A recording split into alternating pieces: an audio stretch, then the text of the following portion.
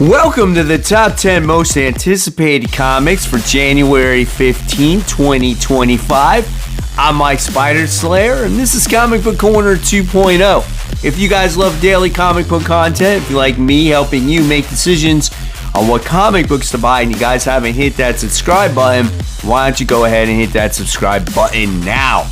Also, guys, if you ever consider becoming a member of my YouTube channel, super easy. Just go on to that homepage, hit that join button. There's 3 different tiers to choose from, and as low as 99 cents, you can get early access to my videos. You can get monthly membership badges, stickers, and a whole lot more. So thank you so much, guys. All right, so here we go, kicking off this week's countdown with the hot seat. And the first book we're going to be talking about is Rogue Savage Land. This is issue 1. Listen, journey into the Lost World with Rogue, Magneto, Khazar, and more. So, I don't know what to expect about this book. All as I know is I like the Rogue character. A lot of guys like the Rogue character. There's going to be a lot of nice looking covers when it comes to this series. Will the story be good? We'll find out. I am excited for it, so I'm going to keep my fingers crossed here. It's 32 pages for the price of $5. Next is the book that's on the rise, and the book that's on the rise goes to Gunslinger. This is issue 39. Now, it looks like we're finally starting to get some story progression when it comes to Gunslinger here, because he did recently get his powers back. We kind of learned the origin story a little bit of Gunslinger based off of the new story that was released called Tales of the Gunslinger, which is pretty badass as well. And here in this book, we're going to learn more about the character also. So, really great book. The artwork is always fun. The stories are always fun. Yes, it lacks a little bit of story progression. It's kind of a slow burn, but nevertheless, it's a great price point for a comic as well. This one is $3. Officially kicking off this countdown with number 10, and number 10 goes to Nightwing. This is issue 122. So this book has been pretty good. It's a much different vibe from what we got from Tom Taylor's run. It always seemed to be focused on Nightwing, on how much of a good guy he is, where this book is now focused around Dick Grayson and Bloodhaven, and how the gangs are, and how there's this person that has this weapons thing going on, and they're trying to take over Bloodhaven. They're corrupting the cops and doing all this other stuff. And we got this teddy bear gang that's involved. And it's a pretty good book, man. I like it, and hopefully it continues to get better. 32 pages, $5. Coming in at number 9, we have The Amazing Spider-Man issue 65.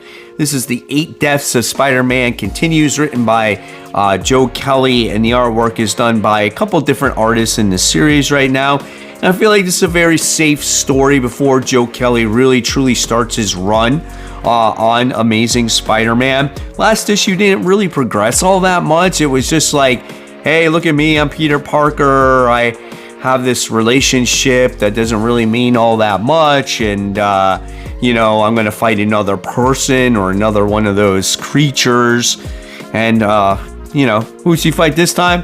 I don't know, we'll see. Like I said, it's not bad, it's fine, it's safe, and no one can really complain about it. So we'll see if by the time we get to the end of the story, if it kind of changes the status quo for the character. Coming in at number 8, we have Batman and Robin Year 1. This is issue 4. Really fun story done by Mark Waid and Chris Samney. And this is, again, just the early days of Batman and Robin. And the big thing about this comic, though, too, is like Dick Grayson getting along with Bruce, and like child services coming into the manor and making sure things are right. And I think that's awesome, right? And I like these early days of these two kind of getting along with each other. And again, Samney's artwork is like perfect for this book because it fits that older style of what it's going for here. So 32 pages, and this is $4. Coming in at number 7, we have Mina Arcana issue 5, written by Jeff Lemire and drawn by Jeff Lemire. It's a 32-page comic for $5. Our main character here is Teresa. She's back at home taking care of her sick mother, and she finds out that she has these weird powers where she can, help people with their futures, past relationships, and it's all done through like tarot cards. And now it looks like it's affecting her own relationship from her dead grandfather. So will she meet with him again? I'm not sure, but it's a really great story. I definitely recommend it. Coming in at number 6, we have Space Ghost issue 9, a series that just never disappoints for me. Paypost does the writing in this book, and it is phenomenal. And with this issue, it says, with this old foe, Space Ghost is on the ropes. Oh yeah, that's right. He's doing battle against Metalis, who basically has beaten Space Ghost, crushed his gauntlets. It's up to Jason Jan to basically save Space Ghost from the clutches of this guy. It is absolutely awesome. I love how this is almost like a kind of like a one and done type of situation each time it comes out. Definitely recommend this book. It is a $5 comic. And once again, guys, I apologize for the rough voice and cough. I can barely get the video out without losing my throat and just coughing all over the place. So thank you for bearing with me.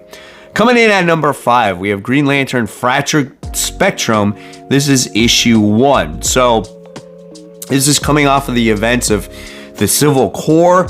This is more of like Jeff Johns' run of Green Lantern, as we have gotten all the different Corps members. We got all the different colors of the spectrum. It's really an entertaining read. And now we're going to get this next story, this next installment, also written by Jeremy Adams. I can't wait for it. It's great stuff what he's doing with Green Lantern. He's a phenomenal writer. I suggest reading The Flash that he did in the past. Also, Flash Gordon that he currently writes. He's getting ready to write Aquaman. This book is 32 pages, and this one is $4. Coming in at number 4, we have The Moon is Following Us, issue 5. I think this is the penultimate issue for this story. Definitely looking forward to this. This is getting ready for the final battle, as we get to see our main characters try to save their daughter, as she is in this dreamscape. She's in this coma. The grandmother has kidnapped her.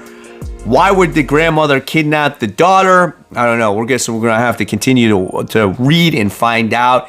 But I love this fantasy-like adventure that's going on in this comic. I love the emotion that's attached to it as well. Definitely would recommend this comic book if you have not read it so far. 32 pages, $4. Top 3, here we go. Number 3 goes to G.I. Joe. This is issue 3.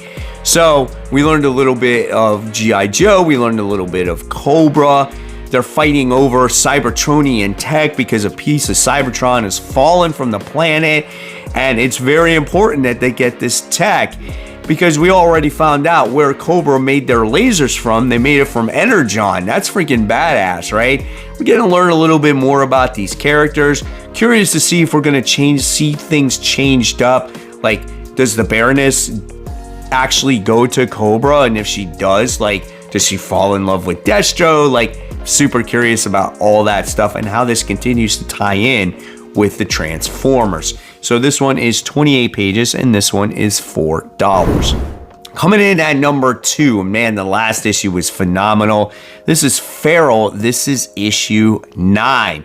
This is Chaos in the Cat Lady's house, guys. Yes, there's this hoarder of cats. This lady doesn't even comprehend when cats are sick or dead or whatever it is. She just likes to hoard cats. And they're all hiding in this woman's house from the rabies disease. And whatever cat has rabies, they're kept in a separate room. And we wind up seeing the main cat, Elsie, who is discovering what this room actually is for the first time.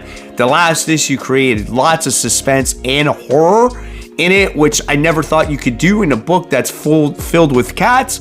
But this is awesome. Can't wait for this issue. 32 pages. $4. All right, guys, so remember, after number 1, we are not done, as we're going to discuss those noteworthy comic books, because these are just my top 10 most anticipated. They might not be yours. I need to let you know some of the other books that are getting ready to come out. In my number 1 most anticipated comic book for this particular comic book week, it goes to Ultimate Wolverine. This is issue 1. Excuse me. This is the Maker's Ultimate Weapon. That's right, guys. A lot of us have been anticipating this comic book for a while now. Finally, Ultimate Wolverine gets his own series. What's his story? How deadly is he going to be? I know there's going to be a lot of speculators out there probably trying to capitalize on capturing this comic book and some of the variant covers. Who cares about all that stuff? Just kind of enjoy the story here. I think this is a pretty good matchup. I am so excited for this one. 32 pages, $6. All right, so here we go. Noteworthy comics. Kicking it off with Marvel. We have Miles Morales' Spider-Man. This is issue 29. Still dealing with freaking ramifications of Blood Hunt. Please end it already. Then we have the Immortal Thor. This is issue 19. Followed by the Immortal Hulk issue 21. We have the Exceptional X-Men issue 5. Then we have Avengers Assemble issue 5. Followed by Your Friendly Neighborhood Spider-Man. This is issue 2. And then we have that Galactus stuff that's coming out. What If Galactus Transformed Moon Knight issue 1. Then we have DC Comics. We have Batman Superman World's Finest. This is issue 35. Followed by Action Comics issue 1082. Then we have Wonder Woman issue 17. Followed by Titans issue 19, which I think I'm dropping. I'm not into that book really. And then we have Challengers of the Unknown issue 2. Followed by The New Gods issue 2. Then we move on to those indie comics. We have The Walking Dead Deluxe issue 105, followed by Teenage Mutant Ninja Turtles and Naruto. Jeez, I said that so wrong. Issue 2. Then we have Scorched issue 37, followed by a book that I like, which is The Terminator issue 4. Then we have I Hate Fairyland. This is issue 19. And then we have You Won't Feel a Thing. This is issue 1, which I think is written by Scott Snyder and done by Jock. And then we have Dick Tracy. This is issue 7. So there you guys have it. There are my top 10 most anticipated and noteworthy comics for January 15th, 2025. Hopefully you enjoyed it with my crappy voice and my coughing. I apologize once again. But as always, guys, I'm going to leave you more content right here for you to click on. And of course, remember, support the local comic shops. Keep buying, keep collecting, but always remember, read your comics so we can have great comic conversation. Guys, thank you so much, and I'll see you on the next one.